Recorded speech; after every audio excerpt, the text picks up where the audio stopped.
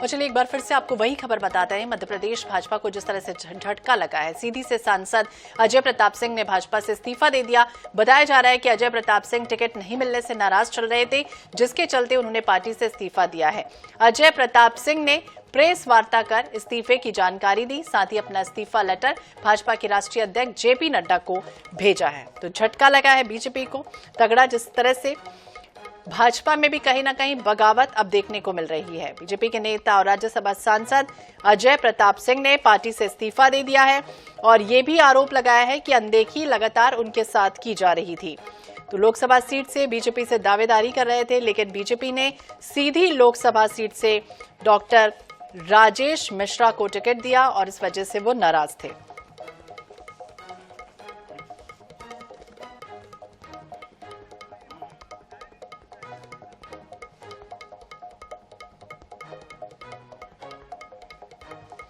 तो बता दें, झटका लगा है भाजपा को।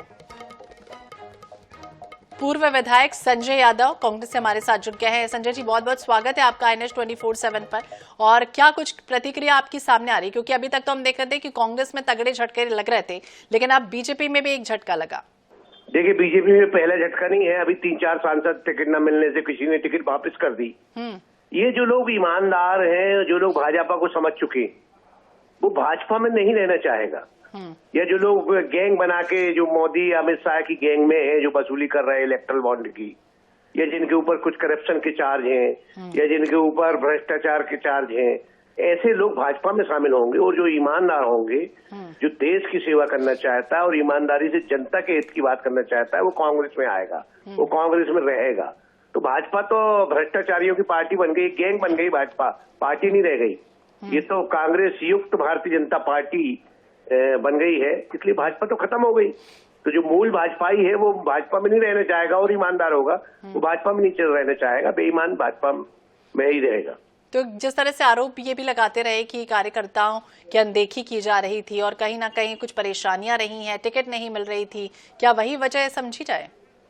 नहीं, भारतीय जनता पार्टी में एक्चुअल क्या हो गया, जो मूल भारतीय जनता पार्टी का कार्यकर्ता था, जिसने बेचारे ने भारतीय जनता पार्टी से मेहनत करके खड़ी की भाजपा को, अटल जी तक तो ठीक था, लेकिन जब से मोदी और अमित शाह का युग आया है, जब से भाजपा तो खत्म हो गई।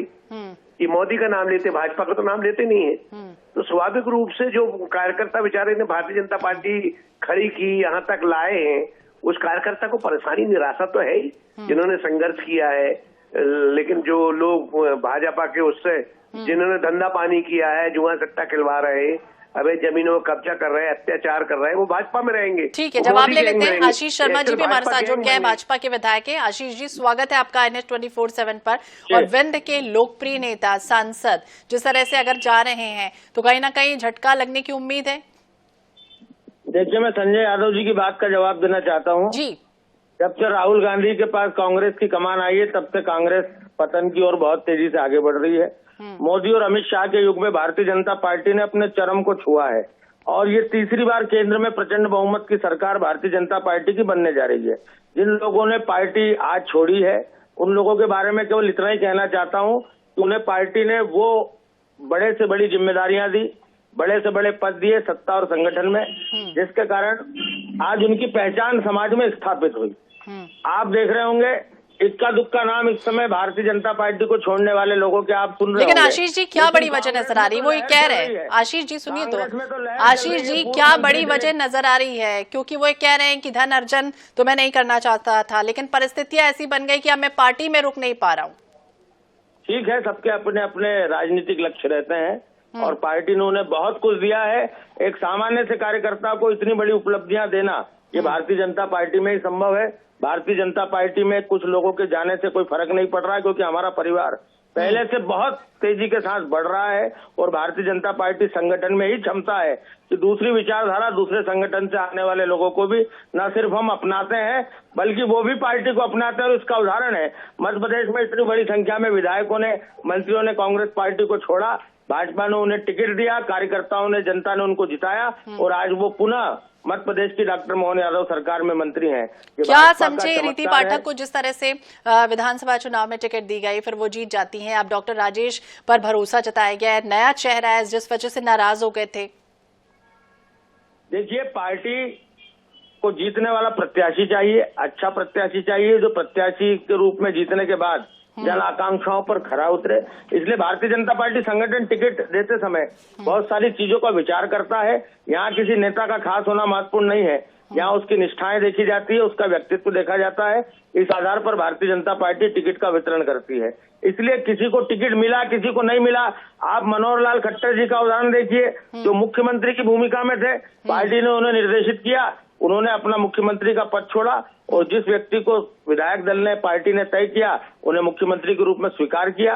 ऐसे उदाहरण केवल भारतीय जनता पार्टी में ही मिल सकते हैं। ठीक है, संजय जी कुछ कहना चाहेंगे, काउंटर करेंगे आशीष जी की बातों का? देखिए, आशीष जी ने एक चीज अच्छी बोली मेरे मित्र है आशीष जी, कि मोदी और अमित शाह की एक गैंग चल रही है भारत में।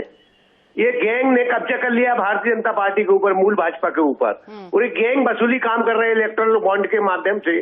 इनको ठेका दिलवाना हो तो इलेक्टोरल बॉन्ड दिए गए, इनके यहाँ IT के छापा डलवाओ, इलेक्टोरल बॉन्ड दो भाजपा को। तो स्वाभाविक एक गैंग बन गई, भाजपा पार्टी नहीं रह गई, भारतीय जनता पार्टी समाप्त हो चुकी है। अब मोदी गैंग हो गई और अमित शाह की गैंग हो गई। इस गैंग में जो रहेगा, इनके रिंग में जो रहेगा, वही भाजपा का कहलाएगा। वो बेचारा पुराना विचारधारा वाला भारतीय जनता पार्टी से पीड़ित कार्यकर्ता, वो बेमन से भाजपा में डर और भय के कारण है। वो डर और भय के कारण वही लोग हैं जिनने गलत काम किया है। जो सच्चे ईमानदार लोग हैं वो भाजपा में। बिल्कुल, क्या कुछ होगा आने वाले समय में देखना होगा। हालांकि अलग अलग दलीलें उनकी तरफ से दी जा रही है। बहुत बहुत शुक्रिया संजय जी और आशीष जी बातचीत करने के लिए।